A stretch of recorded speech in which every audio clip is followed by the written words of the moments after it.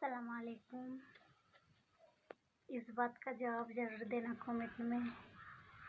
चलो हमारा सब काम हो। तुम्हें चान कर लेला निजर मने करला आमियो कर लेना।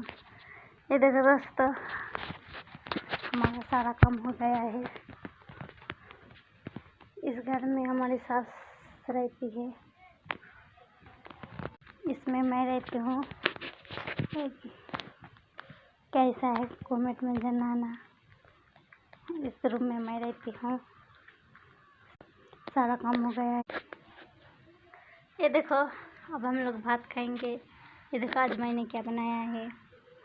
मैंने बनाया दाल, भिंडी का भाजी बनाया है, डीम, ये देखो नींबू, कच्चा लंका। तुम्हें भात खावा? हाँ। खिदा लगे तब के लागे नहीं।